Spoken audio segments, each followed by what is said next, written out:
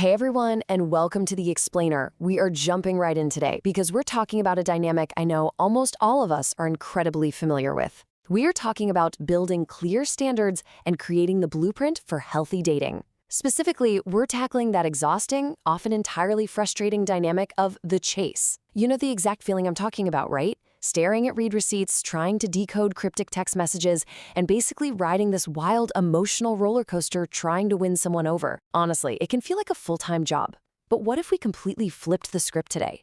What if walking away from the chase wasn't a sign of defeat, but actually the ultimate sign of strength? Today, we're going to look at the fascinating psychology behind this. As you'll see, having clear standards and demanding equal effort acts as this massive, powerful filter to keep toxic or low-investment people completely out of your life. So think about this. Why do some people just stop chasing? Society tends to feed us a very specific and honestly pretty misleading story about this. If someone stops pursuing a romantic interest, the default assumption is usually, oh, they're just shy, or they lack confidence, or maybe they're terrified of rejection. We kind of just assume they gave up. But psychology shows us a completely different reality. When someone stops chasing, it rarely means they're just afraid of getting hurt. What it actually means is they've leveled up their mindset. They haven't given up on dating. They have just completely given up on one-sided dynamics. Instead of giving up, it's about building a blueprint for healthy dating. To understand how this works, we're going to quickly walk through 6 key areas today. Number 1, the myth of chasing. 2, the rule of reciprocity. 3, self-worth and protecting time.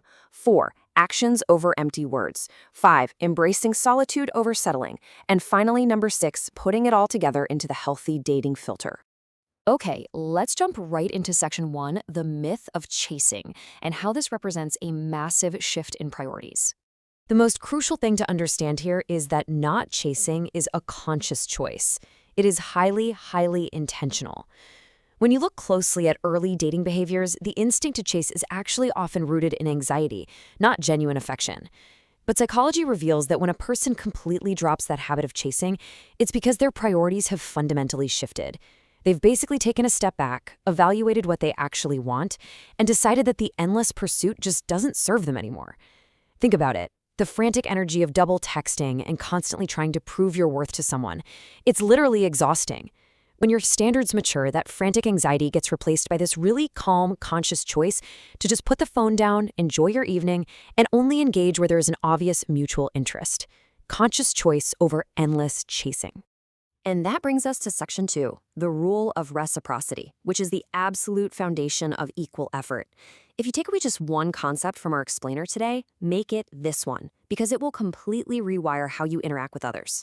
So, what is reciprocity? By definition, it's a dynamic where both people mutually invest in the connection, entirely eliminating the need for one person to do all the chasing. Simple as that. Healthy relationships absolutely demand that both people invest. Look, if you are always the one initiating the texts, if you're the one planning all the Friday night dates by Wednesday, carrying the conversations, and all you get is a half-hearted, yeah, we'll see in return, that is not reciprocity.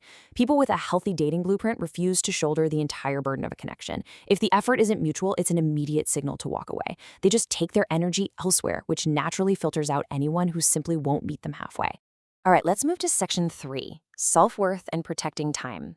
This is all about guarding your inner core, because once you fully realize your time is finite, you become incredibly protective of who gets access to it. Time is our most non-renewable resource, right? You literally can't get it back. People who truly value their time don't spend weeks, or honestly sometimes months, trying to convince someone to like them. Psychology tells us they invest their time exclusively in people who genuinely want to be in their life. Just think about the sheer amount of mental and emotional energy we waste on someone giving us mixed signals. It is completely draining. But when you establish a rock-solid standard for your time, protecting it becomes the ultimate form of self-care. You stop leaking your precious energy on low-investment people, and instead, you reserve your presence for those who are actually excited to see you. Now, check out this quote. Stable self-esteem comes from within, not from constant external validation. This is a massive paradigm shift. A lot of people out there measure their entire worth by how many people are chasing them or how many matches they're getting on dating apps. But people with a healthy blueprint, they just don't do that.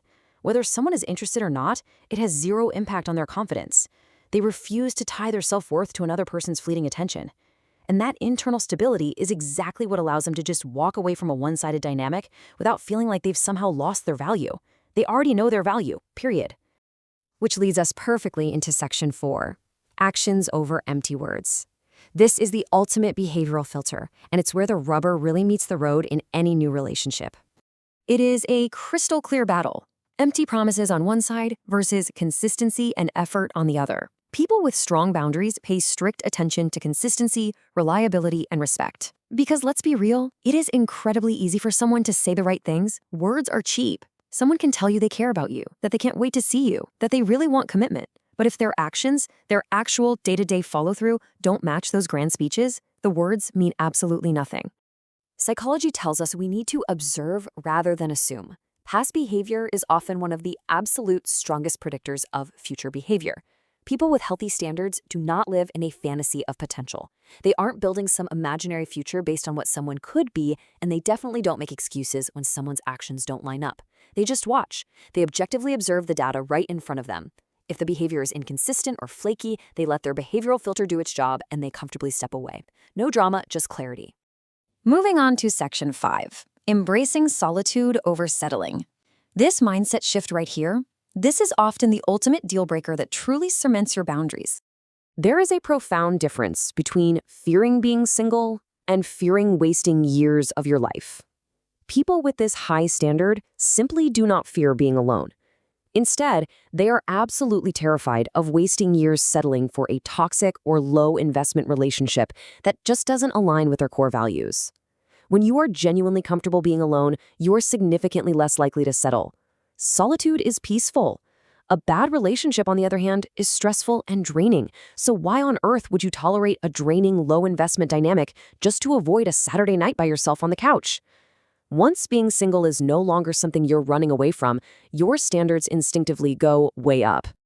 And that brings us to our final pillar, section 6, the healthy dating filter. Let's pull this entire blueprint together and see how it works in practice.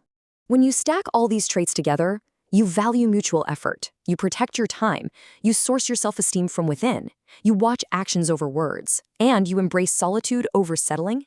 They act together as an automatic, built-in filter. It's like a defense mechanism. They effortlessly push away people who are just hanging around for the ego boost of being chased, and they naturally retain the people who actually bring equal energy to the table. It becomes a completely self-sustaining system for protecting your peace, making sure that only those who meet your clear standards get the privilege of staying in your life. Remember, stepping back from the chase doesn't mean you lack interest. Not at all. It boils down to 3 things: self-respect, patience, clear standards. It's the ultimate display of self-respect and a strict demand for a relationship built on genuine, equal effort. Because sometimes the absolute strongest decision you can make isn't chasing someone harder. It's knowing when not to chase at all and just letting your standards do all the heavy lifting for you. As we wrap up, I want to leave you with a provocative question to really think about in your own life. Which of these traits do you think is the most important for a healthy relationship? Is it finding that true, equal reciprocity? Or is it sourcing your self-esteem from within so you never, ever have to settle? Take some time to reflect on that as you navigate your own connections and build out your own blueprint. I really hope this gave you some powerful, practical tools to protect your energy and your time going forward. Thank you so much for joining me for this explainer, and I will see you next time.